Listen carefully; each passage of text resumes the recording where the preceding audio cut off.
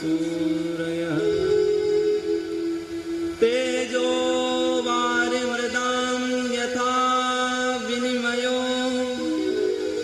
यत्र त्रिसर्गो मृषा धाम्ना स्वेन सदा निरस्तकुहकं सत्यं परं धीमहि। सत्य की वंदना हो रही है। आप सोचेंगे कि मंगलाचरण में तो किसी भगवान का नाम होना चाहिए, किसी देवताओं का नाम होना चाहिए, किसी ऋषि का नाम होना चाहिए, पर यहाँ सत्य के लिए सत्य को हम प्रणाम करते हैं, ध्यान करते हैं। ऐसा क्यों कहा गया? क्या वेद व्यास जी को कोई संकोच है कि भगवान कृष्ण के लिए प्रणाम कर रहे हैं ये कहने में? अरे राम जी के लिए हैं, कृष्ण जी के लिए, किन के लिए हैं? कोई निर्धारित तो होना चाहिए। कोई चिट्ठी हम भेजते हैं सेवा में, उधर उसका नाम होता है, कहीं जाकर के नाम के ही अनुरूप वो चिट्ठी उसके पास पहुंचती है।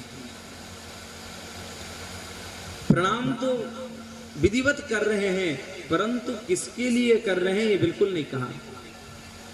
केवल इशारा देते हैं कि जो सत्य है उनके लिए हम प्रणाम कर रहे हैं।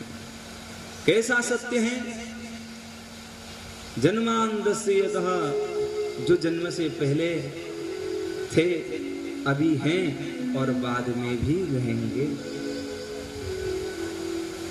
जन्मांधस्य तुन्वयादितरतः चार्थे स्वभिज्ञस्वरा।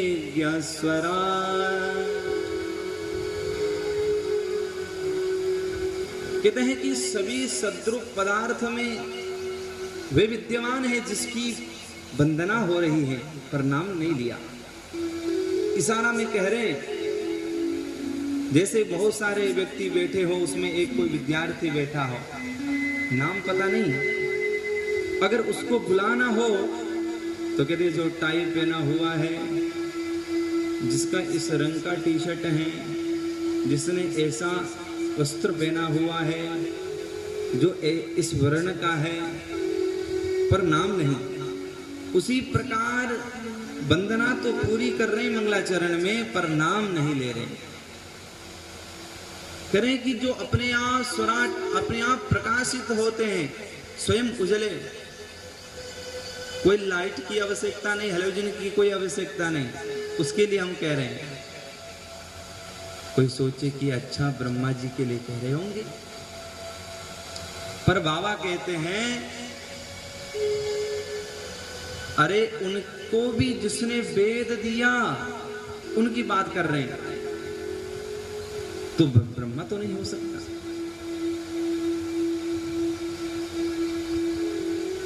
कहेगी महाराज जी, जिनके बारे में जानने के लिए बड़े बड़े विद्वान प्रयत्न करते हैं, पर बाद में फिर हार जाते हैं, फिर कान पकड़ करके नीचे बैठ जाते, हमसे नहीं हुआ।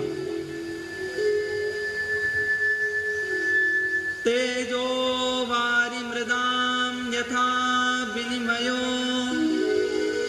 यत्र त्रिसर्गो मृषा। समझाने के लिए उदाहरण देकर के कह रहे हैं, जैसे तेज में जल का भ्रम हो जाता है, ध्यान से सुनना। प्रकाश में, सूर्य में कभी कभी हम ध्यान से देखते हैं तो ऐसा लग रहा है कि पानी के बूंद गिर रहे हों, वो सच नहीं है। पर कभी कभी तो जल के ऊपर ऐसे परत ढक जाते हैं तो हमको ये पता नहीं चलता है कि नीचे पानी है, पर हम उसको जमीन मान बैठते हैं। कहते हैं ठीक उसी प्रकार जागृत, स्वप्न, सुषुप्ति, हमारे जीवन में तीन ही अवस्था होती हैं, जागृत अवस्था, स्वप्न अवस्था और सुषुप्ति अवस्था। जन्म से लेकर के मृत्यु तक हम तीन ही अवस्था में घूमते रहते हैं। दो अवस्था तो विशेष करके हैं ही, जागृत यानी कि अभी जागे हुए हैं, स्वप्न यानी कि जब सो जाते हैं तो वो अवस्था। ध्यान मग्न होकर के योगी सुषुप्ति अवस्था में भी चले जाते हैं। तो कह रहे हैं कि ठीक उसी प्रकार ये तीन भी सत्य लगता होगा, पर ये भी सत्य नहीं है, जिनके कारण से ऐसे परमात्मा को सत्य कहा, ऐसे सत्य स्वरूप को हम बार बार प्रणाम करते हैं। वैसे टीकाकारों ने तो 108 अर्थ निकाले हैं इस श्लोक का, 108। कोई कृष्ण परक निकालता है, ये तो कृष्ण जी के लिए है, कोई राम परक निकालता है। देखो, अगर नीचे कृष्णम परम धीमहि, मैं कृष्ण जी के लिए ध्यान करता हूं, ऐसा अगर लिखते तो कोई तो फिर राम जी के कट्टर भक्त होते, अरे हम तो राम के रघुबर के हैं। भले ही कृष्ण एक ही अवतार हो, फिर भी राम जी की कथा हम सुनेंगे। रामम धीमहि ऐसा तो लिखा नहीं है, राम के लिए नहीं लिखा है तो हम सुनेंगे नहीं। और देवी वाले भी कहे कि नहीं नहीं यहाँ देवी का नाम तो है ही नहीं, फिर हम नहीं सुनेंगे। तो बात विवाद में पढ़ करके इस कथा से वंचित हो जाएंगे, ऐसा समझ करके वेद व्यास जी महाराज सत्य को आगे करते हैं। सभी भगवान सत्य हैं, शिव सत्य हैं, देवी सत्य हैं, गणेश जी सत्य हैं, रघुवर यदुवर दोनों ही सत्य हैं। इसीलिए सत्य कहने से सभी के लिए हो गया, विद्यार्थी कहने से सभी के लिए हो जाता है। एक एक नाम उच्चारण करने की कोई आवश्यकता नहीं। सभी विद्यार्थियों का नाम अगर लिखने लग जाए महाराज, लंबी पर्ची हो जाती है, पर विद्यार्थी लिख देते तो सभी के लिए संबोधित हो जाता है और छोटे शब्दों में काम बन जाता है। इसीलिए भी वेद व्यास जी ने मंगलाचरण में सत्य कहा। बोलिए सत्य सुर भगवान की। ये प्रथम मंगलाचरण है।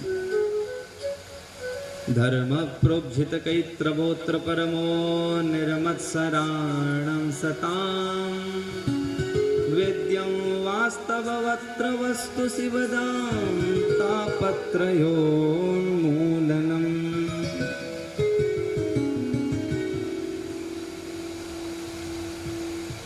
स्पष्ट बात यह है, आगे जो श्रीमद् भागवत की कथा वेद व्यास जी लिखने जा रहे हैं वो किस लिए है?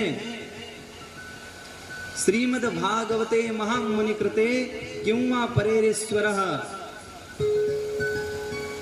कहते हैं धर्म प्रोज्झित कैत्रवोत्र परमो। कहते हैं कि जो मत्सर रहित संत हैं, जो निर्गुणी संत हैं, उनके कल्याण के लिए ही श्रीमद् भागवत की रचना हुई है। कोई धन प्राप्ति के लिए नहीं, कोई सुख प्राप्ति के लिए नहीं, संतों के कल्याण के लिए ही, संतों को आनंद मिले, इसलिए श्रीमद् भागवत कथा वेद व्यास जी ने लिखी। और कहते हैं कि देखो किं वा परेरीश्वर, जब इतना अच्छा ग्रंथ हमको मिल गया। कल हमने सुने कि इस भगवान अपने तेज को भागवत में दे करके गए, तो कहते हैं कि इसके अतिरिक्त और ग्रंथों में क्यों मन लगाना,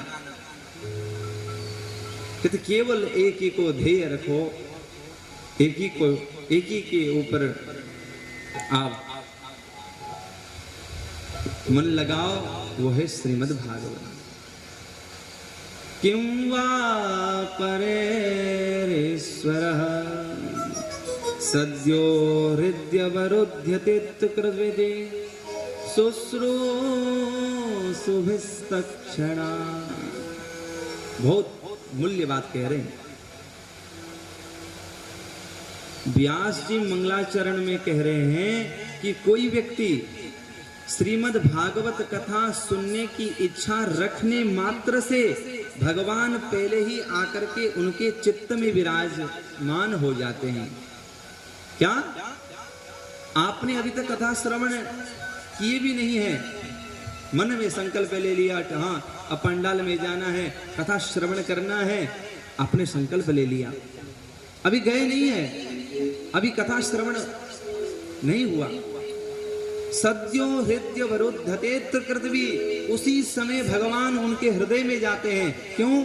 क्योंकि भगवान को पता चल गया कि आप अब कथा पंडाल में आने वाले हैं।